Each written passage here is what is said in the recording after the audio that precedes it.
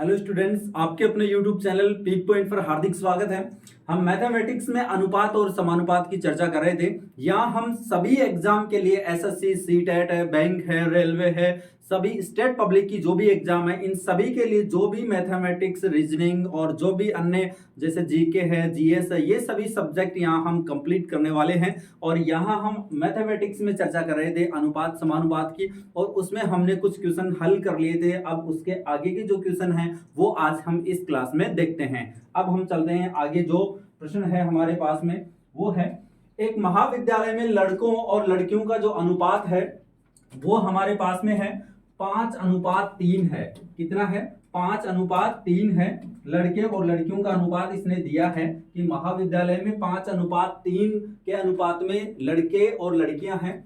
यदि उसमें से 50 लड़के महाविद्यालय छोड़ दें और 50 लड़कियां महाविद्यालय में आ जाएं तो उनका अनुपात अगर 9:7 हो जाता है तो उसके पश्चात या तदनुसार उसके अनुसार महाविद्यालय में लड़कों की संख्या कितनी होगी। हमें ये बताना है कि लड़कों की संख्या कितनी होगी। तो हम पहले ये देखते हैं कि जो लड़के हैं उनका अनुपात क्या दिया है। जैसे लड़कों और अनुपात में है लड़कियां, और इनका जो अनुपात है वो दिया है हमें 5:3 दिया है। क्या दिया है? 5:3 दिया है। अब हमें क्या करना है, देखो मैंने पहले भी आपको बताया था कि जब भी हम अनुपात में कोई संख्या जोड़ते हैं या फिर कोई संख्या घटाते हैं तो हम उसमें जो अनुपात है उसके साथ x लगाते हैं और x के साथ ऐड करते हैं। जैसे यहाँ 5:3 है, अगर इसमें कुछ संख्या हमें ऐड करनी है तो हम इसे 5x और 3x लिखेंगे। तो यहाँ हमें 50 लड़के महाविद्यालय में प्रवेश लिए हमारे पास में, और 50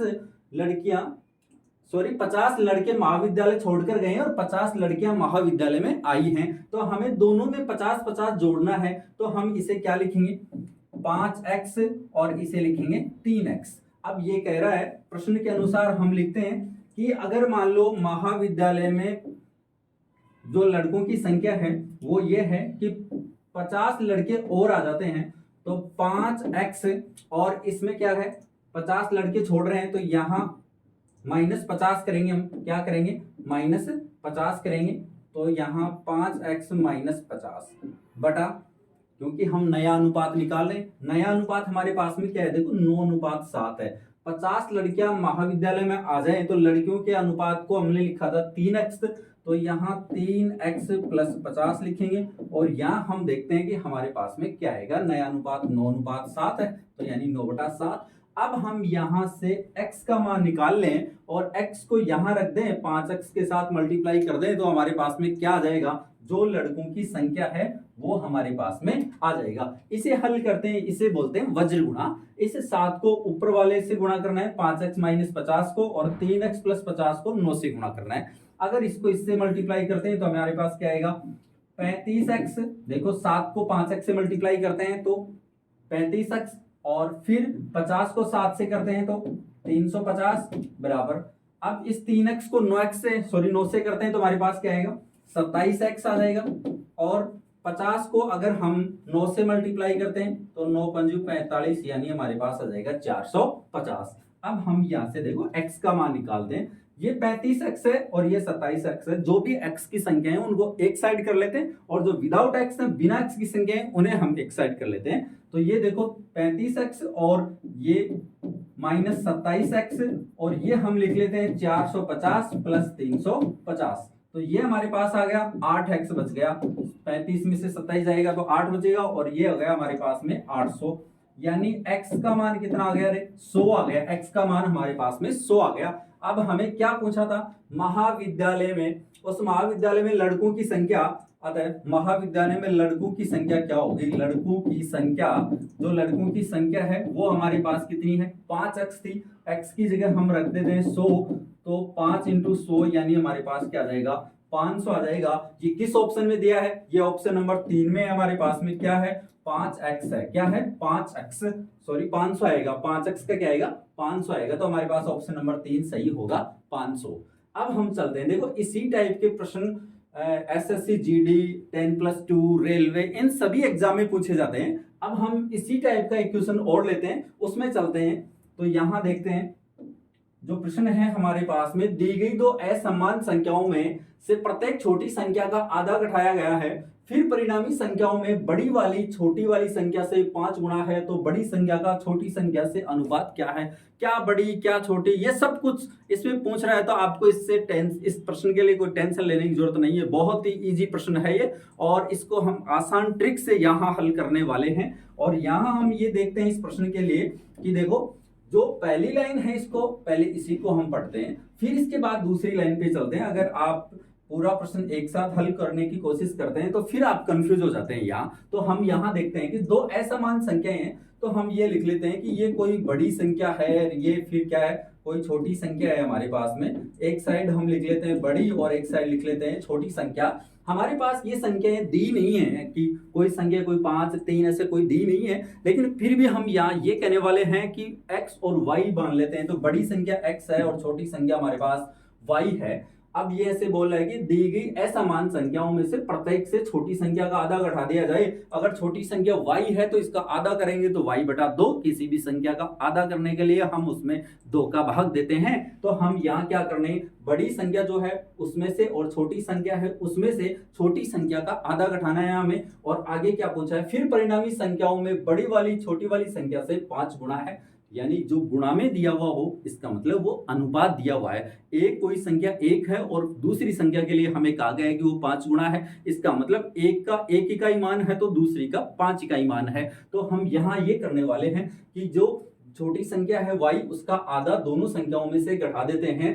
तो यहाँ देखो, अगर इसमें से घटाएं तो x माइनस वाई बटा 2, और अगर हम किस में से घटाएं, छोटी संख्या में से, तो y माइनस वाई बटा 2। इन दोनों का अनुपात हमें दिया है। क्या दिया है, परिणामी संख्याओं में बड़ी वाली छोटी संख्या से 5 गुना है। छोटी संख्या से 5 गुना है तो छोटी संख्या को हम 1 रख लेते हैं और बड़ी संख्या को 5 गुना कर देते हैं। तो हम क्या कर लेते हैं, 5 लिख लेते हैं यहाँ। अब हम इसको और हल करते हैं तो हमारे पास क्या आएगा, देखो ये तो x माइनस वाई बटा 2 ऐसा कैसा है। यहाँ नीचे देखते हैं, अगर एक y है उसमें से आधा y घटा दें हम, तो हमारे पास में क्या बचेगा, आधा y प्लस का बचेगा ना। ये y है, इसमें से y बटा 2, तो यहाँ हम लिख देंगे y बटा 2। और इस साइड में हमारे पास में क्या है, 5 बटा में 1 था। अब हम देखते हैं यहाँ ये y बटा 2 इस साइड मल्टीप्लाई करते हैं आगे, तो x माइनस वाई बटा 2, और यहाँ हमारे पास में क्या जाएगा, 5 गुणा y बटा 2। यानी हम यहाँ लिखने वाले हैं x माइनस वाई बटा 2, और ये कितना हो गया, 5y बटा 2।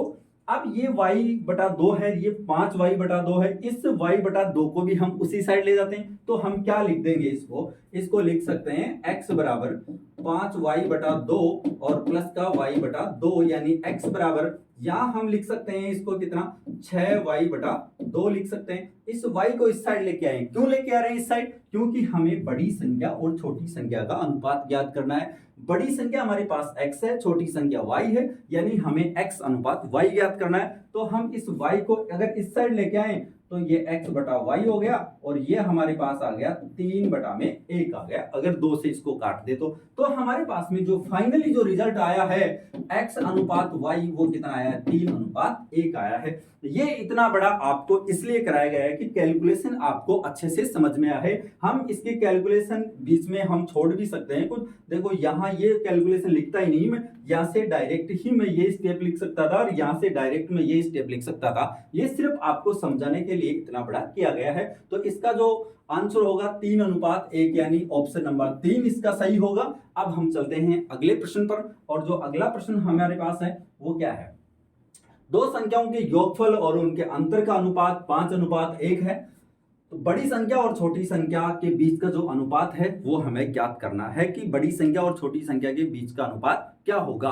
तो हम ये देखते हैं, पहले वाले प्रश्न में जैसे किया था वैसे यहाँ हम लिखने वाले हैं, एक साइड बड़ी संख्या और एक साइड छोटी संख्या लिख लेते हैं। वही बात हम यहाँ करते हैं, ये x है ये y है। दोनों संख्याओं का अगर योगफल करते हैं तो x प्लस वाई होगा, अगर अंतर करते हैं तो x माइनस वाई होगा। और यहाँ हमारे पास में क्या दिया है, अगर योगफल और उनके अंतर का अनुपात हम करते हैं तो अनुपात क्या है, 5 अनुपात 1 है। और इसी को हल करके हम क्या कहेंगे कि बड़ी संख्या और छोटी संख्या के बीच का अनुपात क्या होगा। तो देखो, अगर हम x प्लस वाई करते हैं और x माइनस वाई करते हैं, ये प्रश्न के अनुसार लिख देते हैं। योगफल और अंतर का अनुपात कितना है, 5 अनुपात 1, यानी 5 बटा 1 है। इस 1 को इस साइड मल्टीप्लाई करते हैं, 5 को इस साइड मल्टीप्लाई करते हैं, तो हमारे पास क्या आएगा? देखो 1 को इस साइड मल्टीप्लाई करते हैं तो x प्लस वाई, और 5 को इस साइड करते हैं तो हमारे पास क्या आएगा? देखो 5x माइनस का 5y आएगा। इसको हल करना है हमें। ये x के मान एक साइड कर लेते हैं और y वाले एक साइड। ये x है, ये 5x है, तो ये क्या आ जाएगा? x माइनस 5x, और ये माइनस का 5y, ये हमारे पास में होगा माइनस का 5y, और ये माइनस का y, ये तो हमारे पास माइनस का 4x और ये माइनस का 6y। देखो माइनस के 5 और माइनस का 1, तो ये कितने हो गए? माइनस के 6, और ये माइनस के 4 और प्लस का 1x था, तो माइनस के 4x हमारे पास बच गए। अब हम देखते हैं माइनस से माइनस यहाँ हम प्लस कर देते हैं, और x बटा y निकालना है हमें, तो ये 6 बटा 4 आ गया। यानी इसको और सरल करते हैं तो हमारे पास कितना आ जाएगा? 2, और ये 3। यानी हम फाइनली यहाँ क्या कह सकते हैं कि जो x अनुपात y होगा वो क्या होगा? 3 अनुपात 2 होगा। क्या होगा? 3 अनुपात 2 होगा, जो हमारे पास यहाँ ऑप्शन नंबर 2 में है, 3 अनुपात 2। यानी क्वेश्चन नंबर जो 17 है हमारे पास, इसका जो आंसर होगा वो होगा 3 अनुपात 2 होगा। अब चलते हैं हम आगे वाले प्रश्न पे। मैं आशा करता हूं कि ये प्रश्न आपको बहुत ही अच्छे से समझ में आ रहे होंगे। अब देखो हमारे पास क्वेश्चन नंबर 18 है, इसका सॉल्यूशन क्या होगा? देखो यहाँ हमारे पास लिखा है 3 कक्षाओं के विद्यार्थियों की संख्याओं का अनुपात 2 अनुपात 3 अनुपात 5 है।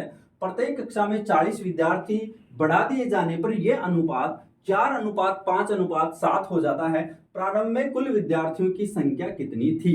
देखो बहुत ही आसान क्वेश्चन है ये, अगर हम इसको शॉर्ट ट्रिक से करें तो कैसे?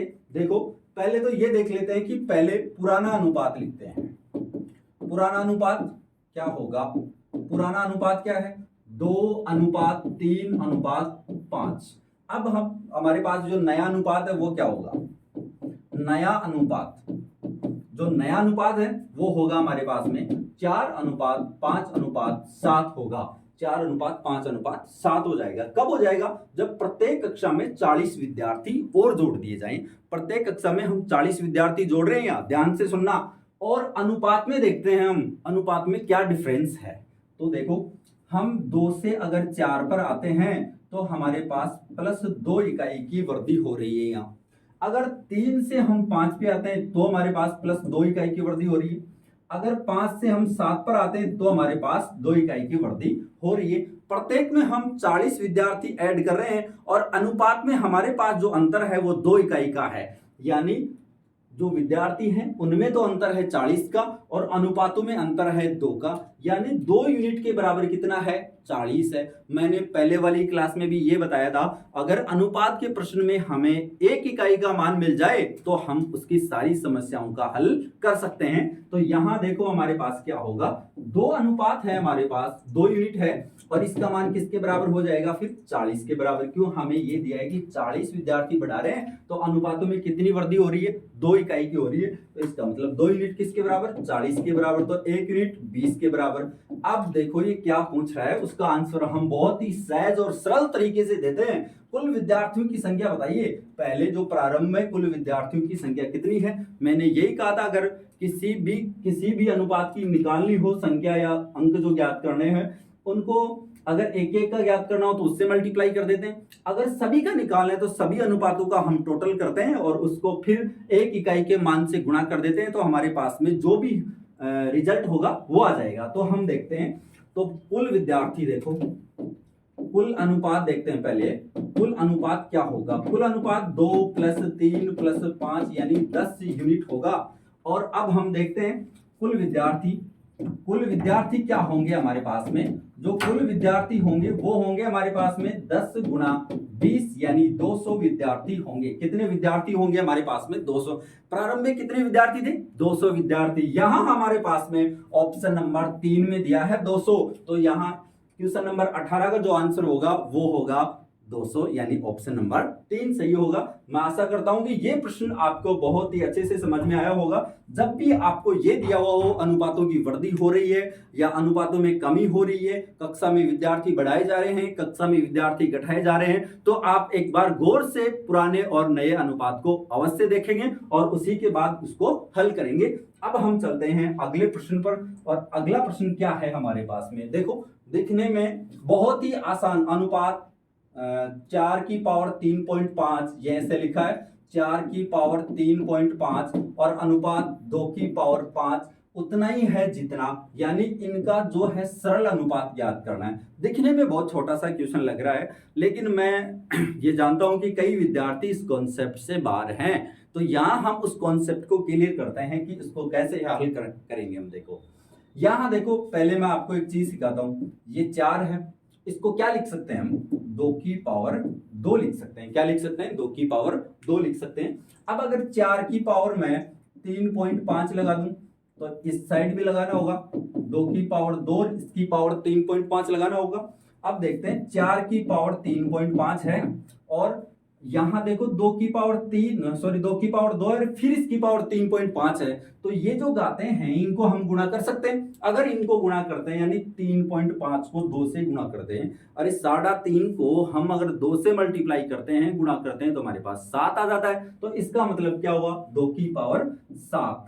क्या आ जाएगा, 2 की पावर 7 आ जाएगा। अब हम ये क्यों कर रहे हैं, ये देखो आगे वाला अनुपात है ये 2 की पावर 5 में, तो इसको भी 2 की पावर में ही बदल लेते हैं। तो देखो अब हम इस प्रश्न का हल करते हैं, यानी 4 की पावर 3.5 है, यहां लिख सकते हैं 2 की पावर हम 7 लिख सकते हैं। अनुपात यहां लिख सकते हैं हम 2 की पावर 5 लिख सकते हैं। अगर 2 की पावर 7 है, यहां 2 की पावर 5 है, तो इसको हम ऐसे भी लिख सकते हैं 2 की पावर 5 और ये गुणा में है 2 की पावर 2 और अनुपात 2 की पावर 5 है।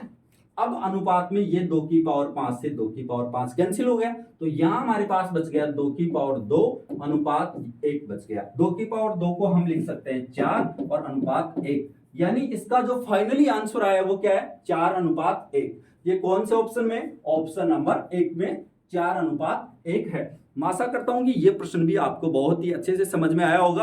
अब मैं आपके लिए एक क्वेश्चन लेके आया हूं SW के लिए, आप उसका आंसर कमेंट बॉक्स में देंगे। वो भी कुछ इसी टाइप का प्रश्न है और उस प्रश्न को हम देखते हैं और आप इस प्रश्न का आंसर कमेंट बॉक्स में देना। मैं जो आंसर देंगे अच्छे से तो मैं समझ जाऊंगा कि जो मेरा पढ़ाया हुआ है वो आप तक सही जगह पहुंच रहा है।